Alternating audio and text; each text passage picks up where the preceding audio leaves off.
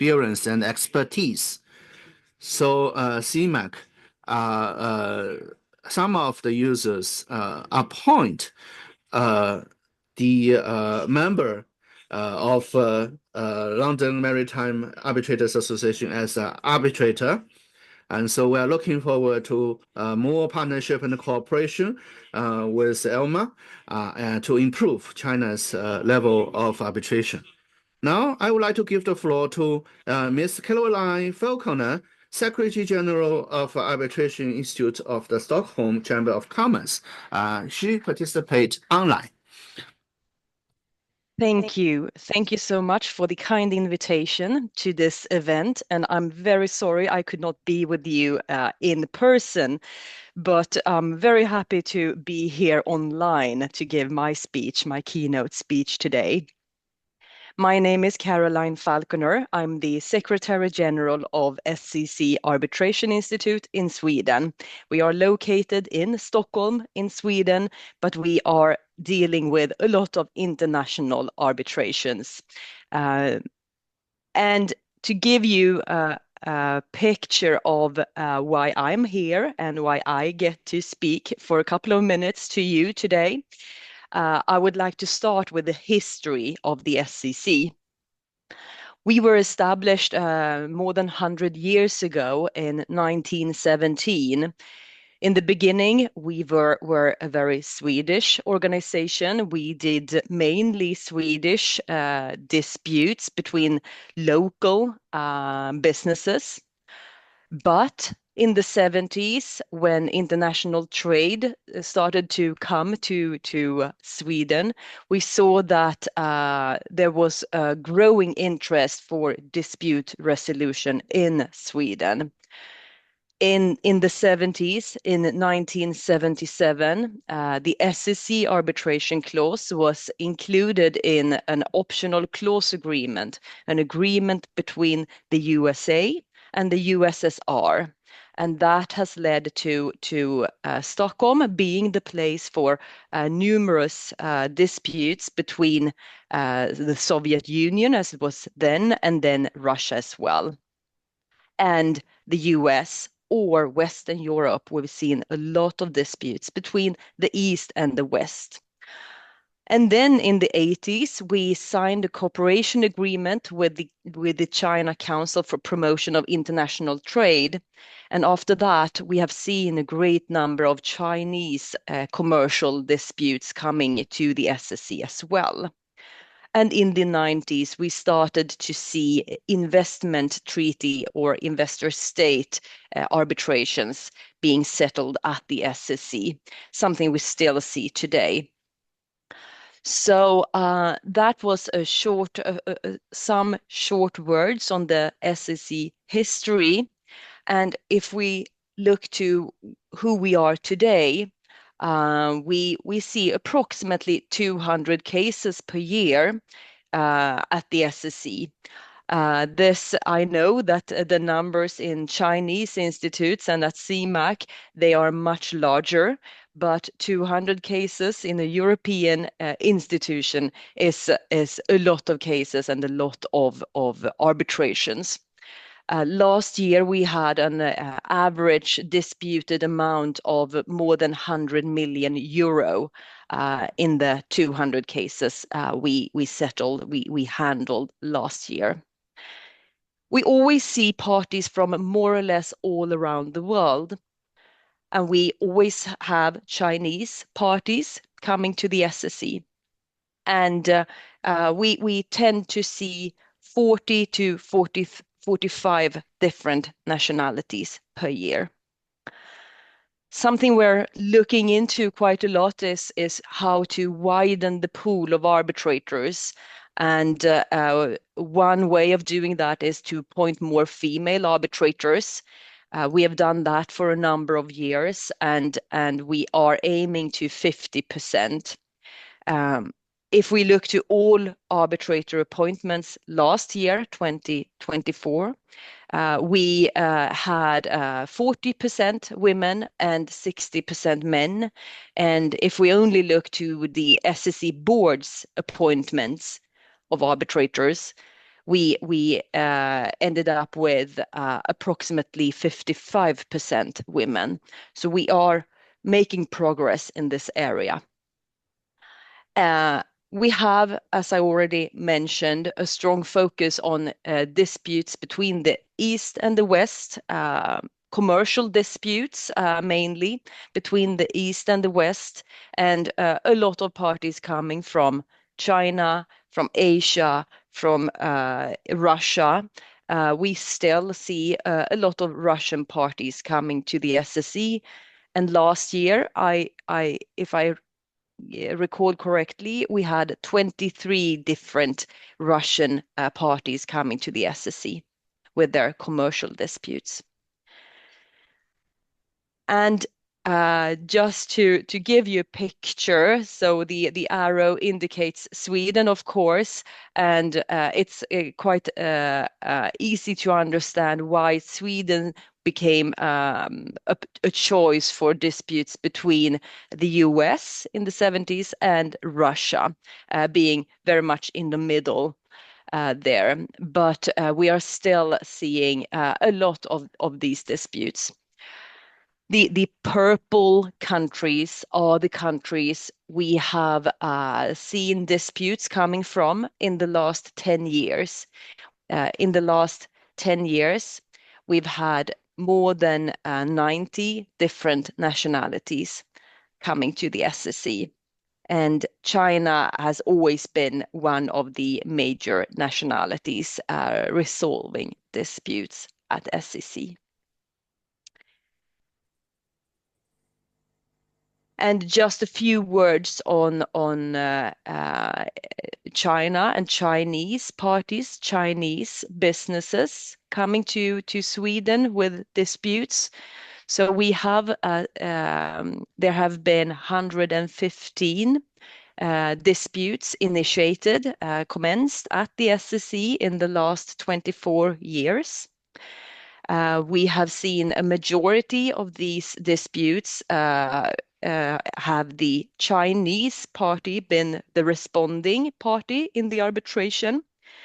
Chinese respondents in 83 cases and 32 cases, the Chinese claim. We had a Chinese party as a claimant. And the claims have really differed. We have seen the smallest claim of 18,000 euro only, which is very small in our caseload, and something we rarely see being initiated due to the costs of an arbitration. But you can also see that the largest claim was much larger than that, with 1 billion euro in claimed amount. And the average value of a Chinese claim has been, during these 24 years, 25 years, sorry, 39 million euro, of course. So coming into the headline for today, innovation. The SSC, we have always, we come from a small country. We can't compare Sweden to China, for example. We're only 10 million people in Sweden, but we have a big position, I would say, in the market for international arbitration. And how did we manage to get that and keep that? I think that the trade agreements between with the cooperation agreement with China, and then also the optional clause or the trade agreement between the USA and USSR, they paved the way for us to become an international arbitration organization in this way. But what kept us here in this business has been for us to keep modern and to keep relevant. And innovation has really been the key to it for us. So we have we became digital very early. We handle all our cases in a digital system since, well, almost 15 years now. We have also focused on listening a lot to the users, and just as Mr. The previous speaker, Mr. Clive Aston, said, we are listening to the users. We are keeping a very close dialogue with the users to see how can we improve and stay relevant. What we generally hear is that we need to be cost efficient. We need to offer a toolbox, many different ways to resolve a commercial dispute, and we need to stay cost efficient in all these different tools. So we have looked into different ways of settling different types of disputes. And we are always focusing on each method to resolve a dispute to be as quick as possible. And just as a previous speaker, we are also in the process of revising our rules. And if you are interested in taking part and giving us your views of the SCC rules and how we can further improve, we are very happy to listen into you. So please reach out. We have information about this on the SCC website.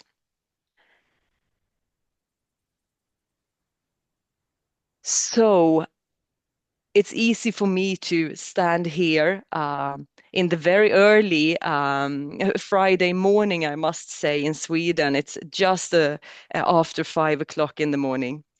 But it's easy for me to stand here and talk about innovation, but I think it's important also to show why am I here? Why do I get to speak with you today? And we started being an innovative arbitration institute for international businesses already in the 90s. We were very, very first in the international context to offer expedited arbitration.